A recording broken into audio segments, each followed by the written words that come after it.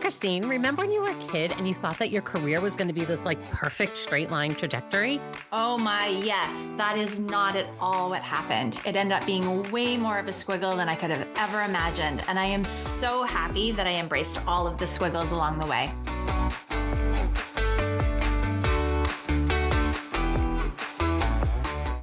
We are Colleen, And Christine. and this is episode 71 with Ashleigh Beadle. Welcome, Ashleigh. Hi, thank you. So excited to have you today. So we always talk about how we know our guests, and you worked for the same company as my husband at some point, and we met at some, I don't know, some party, I feel like at some point, maybe a holiday party the first year he worked there, and Yeah. we just connected, and you are such a kick-ass person that I was like, you know what?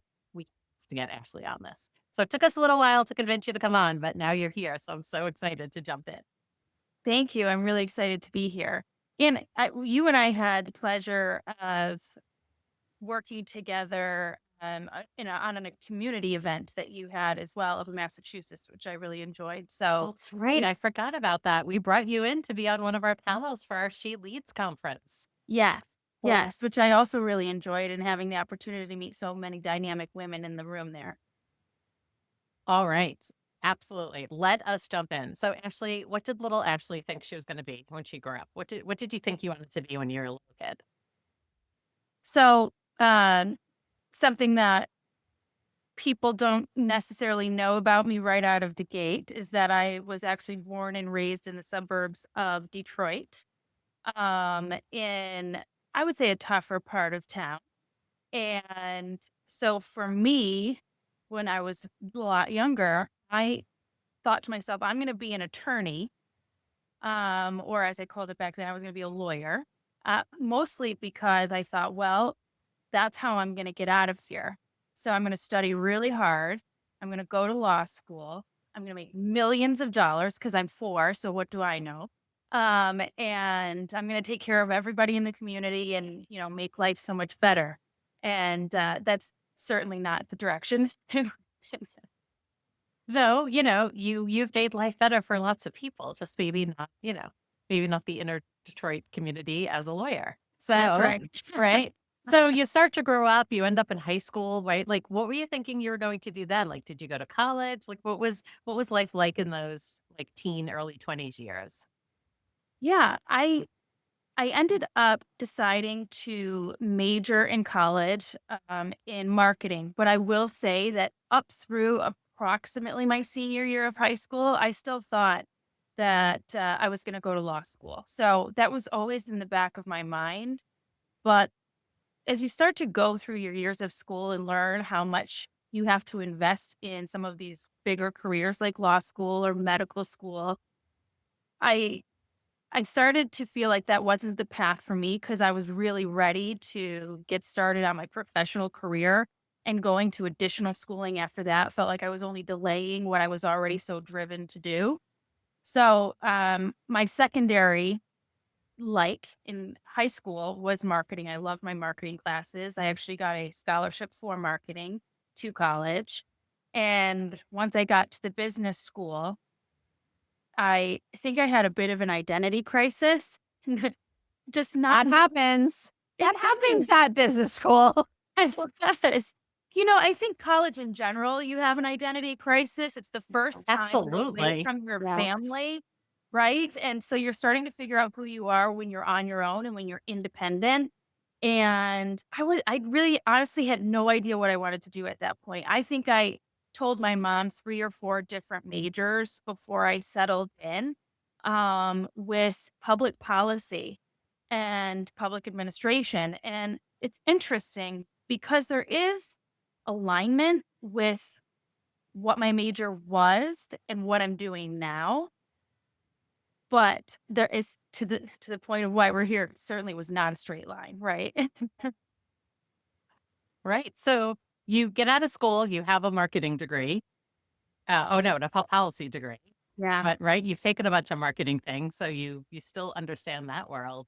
What did you do when you graduated college? What was your first role and kind of your first, I was thinking this is your first job where you had health insurance, right? Your first grown-up job. That's a great way to look at it. Um, Interestingly, my senior year of college, a demolition or company came to town and they were hired to pull down a bunch of buildings for a pharmaceutical company based in Kalamazoo, Michigan. And at the time, they had advertised for a receptionist to work at their offsite, like job trailer, essentially. And I applied, and my roommate and I both got the job. We worked alternate days to still be able to go to school. And it was from there I got my foot in the door and started spending a lot of time with the project management team and learning about the job site and the process and engineering and the equipment. And next thing you know, I'm graduating college and was hired as a project engineer for a demolition company doing absolutely nothing I had developed skills in throughout my, 22 years of life at that point.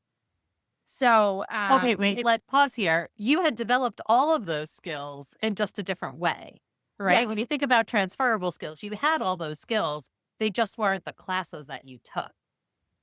true. Yes, exactly. And I will say that fast forward 15, 20 years, a phrase I use often now when I'm speaking with folks who are in college or coming out of college, that everyone needs to just remember that all college does essentially is tell us that we're trainable, that we're cultivating our sets of skills, but college doesn't teach you to do one siloed job or position. And so we have to get creative when we're looking for positions outside of school. And so when I, spoke to my parents and said, I'm going to be on the road with this demolition company now moving forward and travel around the country with them and live on those job sites for years at a time, they thought I had absolutely lost my marbles. So, but I will say I could talk for hours and hours about the stories that I have from working in that position and working my way up to project manager when I did eventually leave the company. But I spent 8 years with them doing work that I certainly never imagined I would ever have the opportunity to do. But I also speak so proudly of it because you don't see a lot of females in that industry. And I had an opportunity to network and meet executives at automotive companies and chemical companies and be in the room with highly skilled people that I never thought I would be able to meet, especially at that age. So a lot of times people say, you really light up when you talk about that. And I say, yeah, I'm really proud about the fact that I was invited into these rooms at such a young age while also representing women and doing something that I didn't necessarily go to school specifically for, right? And so, what do you feel was communicated at such a young time in your career or early time in your career that made you be noticed? I would I always joke around with my youngest sister about this. It makes her absolutely crazy. But I say I have the 3 A's. I'm assertive, I can be aggressive, and I can also be an asshole when I need to be. I love that. It's called adaptability. It is. It is. Okay. And Before they. you need to know when to use them. And Yes. over time, I've refined the 3 A's and how to utilize them. Yes. But I think growing up at a time when I had to be very independent from such a young age, that I learned how to have a very public front of confidence and making my presence known in a room without having to speak. Like I'm here, I know what I'm doing, which really I'm not. I'm faking it. And I'm absorbing things like a sponge and watching what people say and how they behave and teaching myself kind of how to I guess, be a chameleon, right? That's really where I developed the 3 A's and then had the ability to refine them. My sister, again, will have a heart attack that, I'm publicly saying that, but that's what say behind the scenes at home.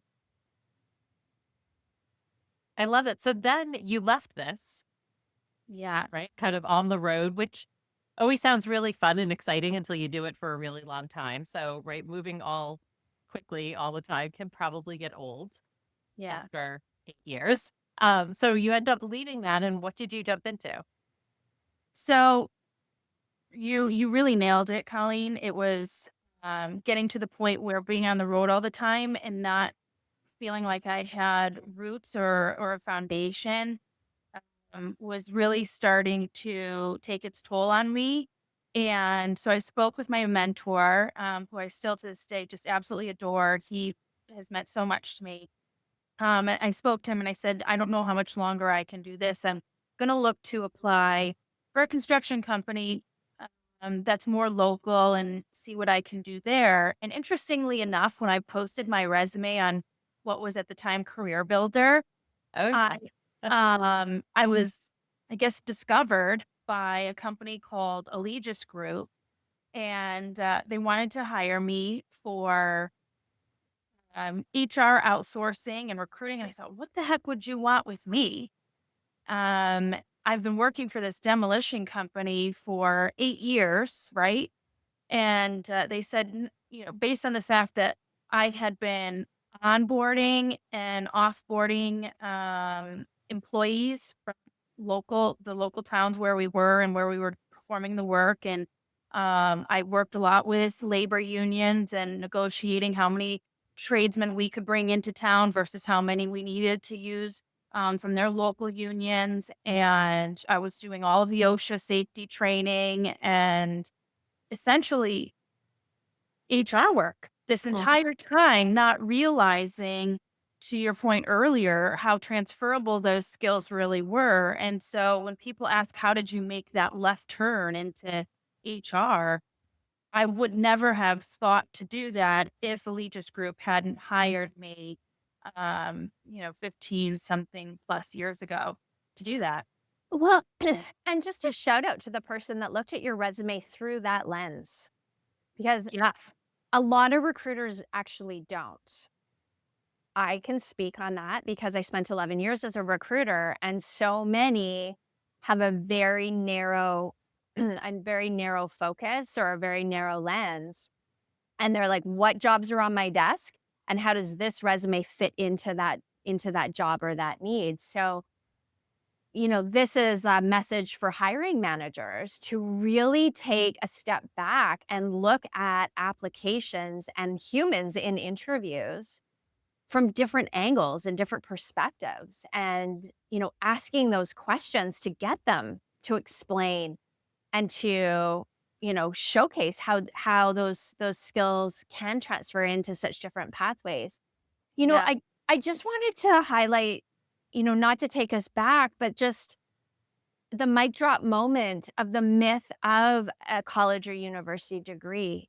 And that I love how you packaged, that it's not about the degree, it's not about what you're learning. It is taking the skills and looking at different and creative ways to use it in different pathways, in different industries, etc. So I Yeah. just wanted to highlight that because so many people get stuck. And I think it's, really interesting. I know I've had a conversation with someone just recently where they're still moving through their undergrad degree.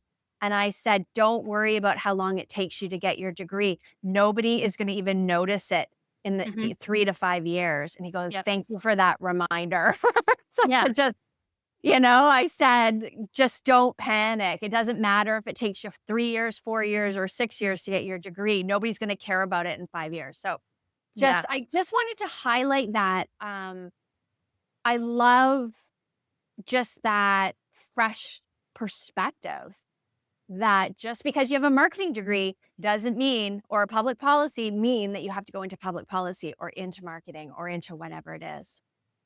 Well, I think that's where my frame of mind going into 2025 really came from is, you know, I'm walking around these days saying I'm starting the HR revolution because I think we're stuck. We're stuck in this very firm way of thinking, and we're stuck saying, okay, so if somebody has, um, a gap in employment, there's got to be a problem.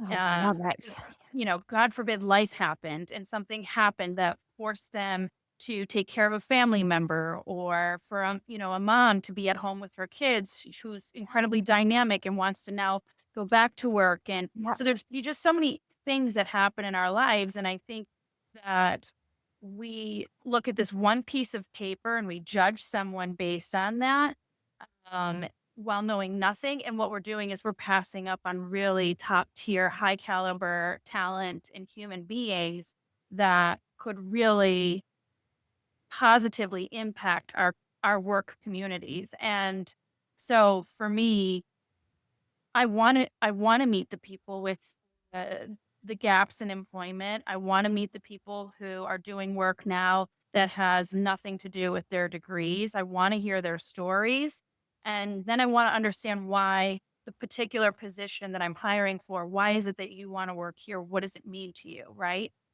And that's the way we need to be framing um, the hiring process and the job hunting process for our folks coming out of school, because it's hard enough for them to find a job when you constantly hear that they have to have experience. Well, how am I going to get that experience if no one's going to give it to me? Oh, mic drop. And then there's mic drop number 100. It's so true. It is so true. And this is just such a golden message, not just for hiring managers, but for everybody. It doesn't matter if you're fresh out of school or you're 25 years into your career. And everybody has value. We all offer an organization a different flavor of value. Yeah. And part of it is learning how to communicate it, right? I Yes. think, as folks who've worked with many job seekers through the years, the hard part for folks is to be able to communicate that connection. And if you are someone who's going in for an interview, you can't always expect the person at the other side, like the person interviewing you, to be able to make that connection. You have to connect it for them sometimes.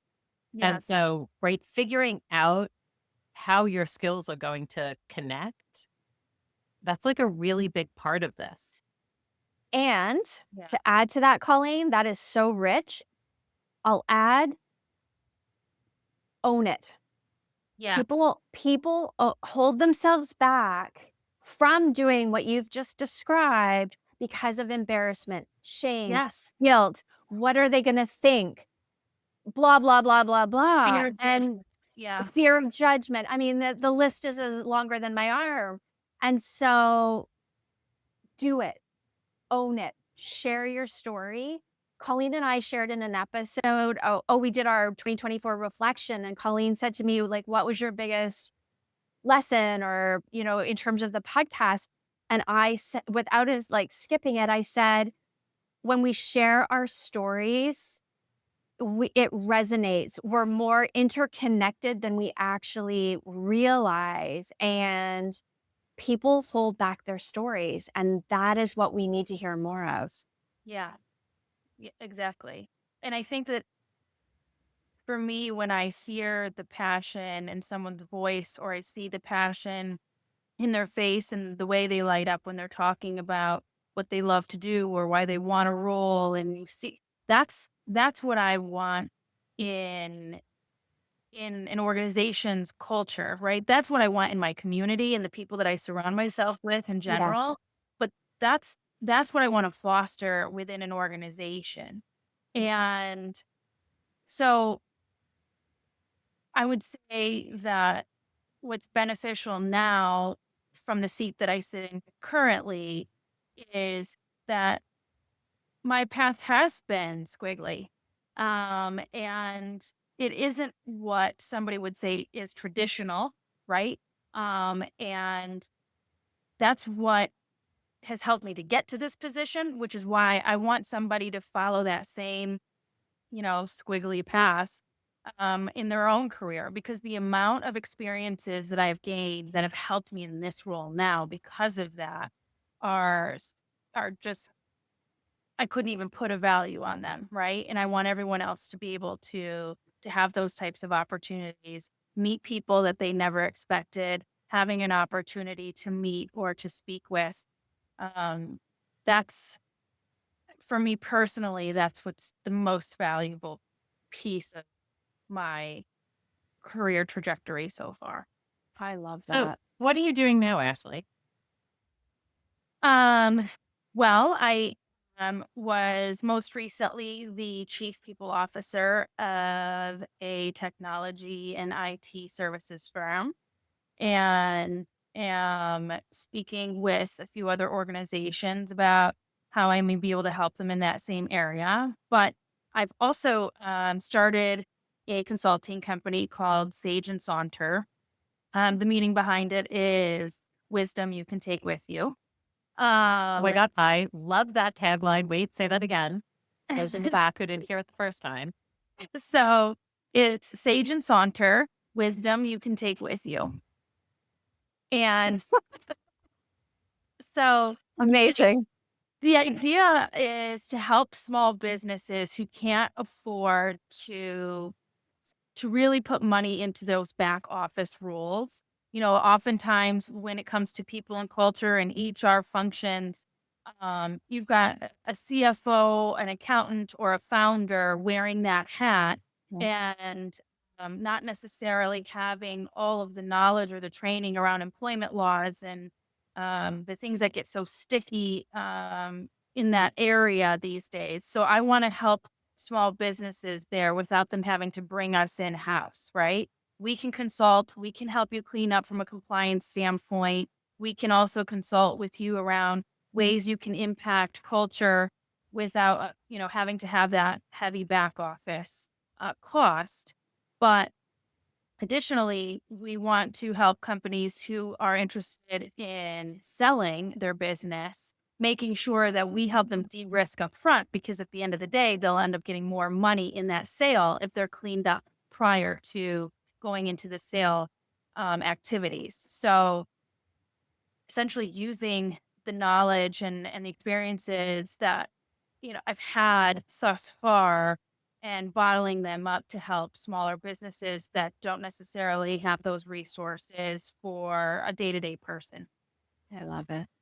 That's fantastic, right? Because the small businesses can't afford these things, right? You can't, Right. right? You're a small business. If you have 30 staff, you're not going to have an entire back office suite of staff. But like you said, there's so much compliance these days. There's so many regulations that seem to change very quickly at the moment. Yeah. Right. And Yeah. so, right, it's your job to be up to speed on them. It's your job to understand and know them so that the organization can lower their risk. Yeah. Yeah. And y- when I think about what really gets me excited and gets me out of bed every day, I wouldn't necessarily say it my job title. For me, it's about the people that I'm helping and the organizations that I can positively impact with those experiences. HR is what I like to say, a strategic advisor of the business. We aren't typically the heavy decision makers, but we're the ones who are going to help guide a business to make those right decisions. And so if I can help people be successful or fulfill their dreams of running a successful business, if I can help individuals find meaningful, positions, etc., then I'm fulfilling myself and what it excites me. So I guess then based on what I said at the earlier on, I'm helping communities in a different way. Right? You're totally making a difference for both the new employee, potential employee, the job seeker, right? And the companies that are now getting set up in a way that is legal and makes sense. Yeah. Well, and what I'm hearing is that you're in alignment with purpose. Yeah. And the other piece too is that you're making a difference in terms of the human experience because the human gets lost a lot in the day-to-day activities of a business. And that is so important, not just for the success of the business, but the success of the individual in their role and their health and well-being as well. So, Yeah. um, My my it's beautiful. grandfather once said to me, a business doesn't have a soul. Company is a company, Yeah. and it doesn't have a soul. And so when someone says, I can't believe organization ABC would do this to me, or this company would, exit me, or the company wouldn't give me the promotion, the, not the company, right? The company doesn't have a soul. It's walls, it's theories, it's strategies, it's process, but it's the people running it. It's the people managing it. And so when we lose sight of the human and the humanistic portion, we are losing sight of the soul and the meaning behind why all of those people are there. And it's very easy during stressful times or during financial struggle or power struggle or for things like that to happen. And for me, to your point, and I love this, I'm gonna write it down, to be in alignment with purpose. My purpose is to continue to bring to the forefront that humanistic piece of business. I was just speaking at a conference last week with Hoda Kotab. I always butcher her last name, right? But Hoda from the Today Show. And she was on, and that's what she actually talked about for most of her talk was about purpose, right? Of kind of aligning things with what is purposeful to you at that moment in time.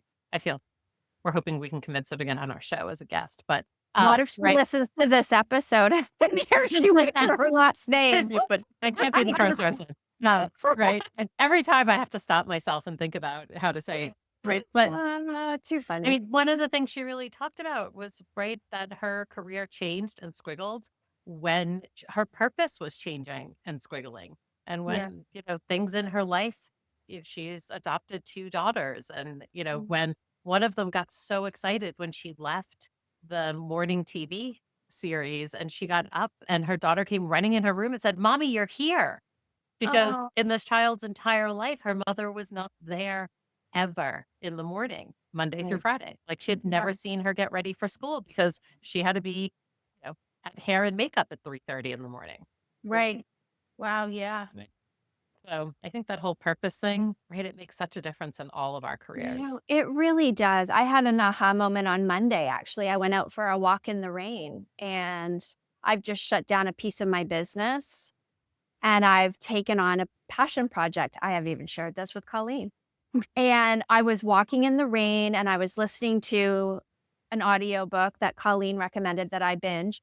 And I actually stopped and sat on the bench in the rain and I was like, what am I doing? What am I doing? Why am I doing this? And I had this aha moment that it is in alignment with purpose. And that just filled me up with so much energy. And I was like, this feels right. What is my intuition telling me? What is my gut telling me? And I could feel it. And I was like, I am on purpose. I I know I'm on purpose for this next chapter. And I'm getting it's chills. I can sense it in just the way you're speaking about Yeah, it was. I was questioning something and it was like, "No, this is on purpose. Even if it's just for a short time, I am on purpose." And I feel like so many people they just struggle with it. And I think it's not just a struggle, but people are afraid to really embrace it. And really lean into not just the doing, but how does it feel? it. Is there resistance or is there an ease and a flow? I think too that in the heat of challenging times when we are facing a lot of unknown, it's uncomfortable, and Yeah. we start to question everything that's going on. And something that I've learned over the last few months is the saying around doors closing and new doors and windows opening, right?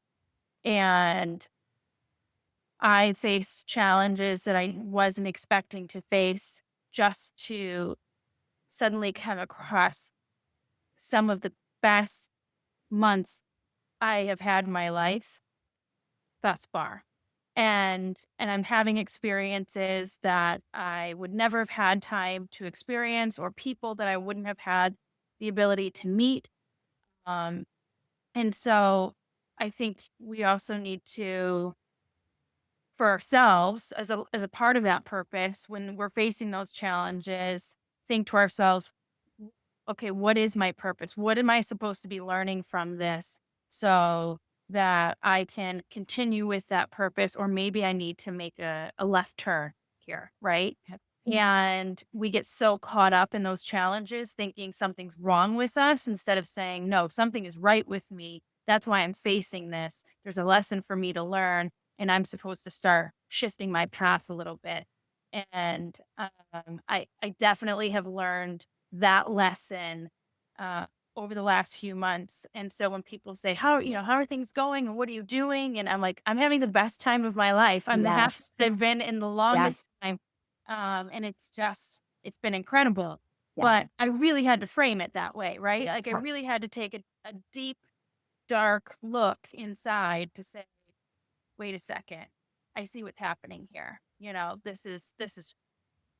This is the universe putting me in line with what I'm really supposed to be doing now. Yeah. And it's looking for those doors and windows, right, that you're gonna be able to leap through, right? Because I think when you get to those dark places, often you feel like you're in that room with no doors and windows, right? You feel like that you're trapped there. But if you just take that moment to look up, look around, look at what are the possibilities out there, you're going to find, right, that there's our doors and windows. And maybe you need someone to show you the way, right? Yeah. Often we've talked about having our own personal like board of directors and like this is your time to lean into those people and say, okay, what am I missing? Right. Yeah. What somebody else might need to give you that push when you're kind of in those dark places, and having those folks who can be there as mentors, as board of directors for you, right? As the people who are going to help you squiggle can make such a huge difference. Yeah. Absolutely. And when you look up and you look around, sometimes the door isn't there and there's an opportunity to create your own door. Yeah. Absolutely. And I think in all of those experiences, we we have to have courage and be comfortable with that unknown. And in those situations, I think that's where the best opportunities really come from. That's that's like the mic drop end moment. Like that's perfect. Um, Thank you so much, Ashley. This has been a fantastic conversation. Really enjoyed every part of this. So we end with some of our kind of rapid fire fun questions. Ooh, I'm Our excited. our lightning round here. So I always tell folks, right? Don't overthink this. You know, get explanations. Just go with your gut. Like, Have fun. what are you really thinking here? Uh, all right. So, are you an inbox zero or are you a like total chaos in your email inbox person? Ooh, total chaos in my inbox. Nice. Uh, Yes. do you have a go-to pump up song that you listen to when you're like, all right, I need to get moving and get out of this funk? Yes, I listen to Eminem Higher. Love it. Love it. What are you binging or streaming on TV right now? Like, what's your, like your guilty pleasure TV show? Oh, wow. Well, I love reality TV because I won't lie, love watching people who are far more dysfunctional than me. Makes me feel normal. Right? That's why And reality TV is so popular. it is. It is. But my favorite non-reality show is Suits, and I'm about to kick off on the new run of Suits, but had to do a Oh, rewatch of some of the last episodes first. The Suits LA oh, one. that's a good one. Uh, all right. What emoji do you tend to use the most? The smiley face with the smile. It's like, oops. The grinning. Is it the grinning? No, it's Eh, the like rectangle mouth one, right? The yes, one that's yeah, yes. awkward. Because it's usually it's a lot of unfiltered moments, and then I toss that at the end to kind of make up for it. I love it. Your 3 A's. You're using My your three one of your A's. A's, you can send that over so people, right, get that chill Yeah. moment from it. But I love it. All right. And our last one is, do you have a book recommendation? Like, is there a book out there that you either fiction or nonfiction that you love? Um, yes, and this will feel a little off brand from the conversation we had today, but I am a big self-care, healthy, I eat, anti-inflammatory, etc. And I will tell anyone that listens to read the book Eat Right for Your Blood Type. And obviously, they have a book out there for each of the blood types, but the science around it is so interesting. And so, anybody that will listen, I always tell you, got to read this book. It's going to change your life and change your mind about so many things that you think that you just thought you always knew in your life and in your diet, and then you read this book and it changes your entire perspective. So, Love it. Well, look at that. You survived, right? Your quick thinking transferable skill that you have there. I love that. I don't even know what blood type I am. what's so interesting that so many people say that to me. I Um, don't remember. it's surprising. Yeah. I feel like I knew at one point. I just, as you were saying that, I was like, oh God, what am I? I feel like it did show up maybe on some blood work in some point in my life, but I honestly, in this moment, can't remember. I remember when my daughter was born, I actually asked what her blood type was, and they were like, "Oh no, like the only time they type you for blood is either if you donate blood," and they're like, "or when you need surgery." And I was like, "Oh, but I want to know her blood type." But Yeah, it's an important piece of information that It is. I can't remember right now. Well, then uh, that means that we're just gonna all go donate blood and find out. there you go. Figure out what your blood type is, so you can eat right for your blood type. I My didn't mother think I loves that book. Really? Yeah, she that's read it. I've got it was like decades ago because she was all excited that I told her whatever blood type she was that she needed to eat more red meat. And so she's like, look, right? Book says steak, important for me. Yes. So, well, a thanks great so re much, great Ashleigh, recommendation. for being here today. If our listeners want to find you or find your new venture here, where can they find you? Absolutely. First of all, the easiest way is on LinkedIn. And from there, I can happily share out an email address for connecting with me that way as well. I don't know how you want me to be able to share Yeah. that out. Nope, that's good. We'll drop it in our Yeah. show notes today so people can find Ashleigh Beadle in there. So thank you again. Today's episode was brought to you by Maxity, where we reshape how individuals and businesses thrive using their strengths to achieve their highest goals through training and executive coaching. So if today's conversation sparks something for you, an idea, a question, maybe a little nudge to go try something new, we'd love to hear about it. Drop us a message on Instagram, LinkedIn, or TikTok, because that's what Embrace the Squiggle is all about, right? Like we want to hear from you all about how you're squiggling, right? We show up for the messy, non-linear parts of our careers and our lives, and we will figure it out together. So thanks, everyone, and we'll hopefully talk to you again soon. Thank you, Ashleigh. Thanks, Colleen. You.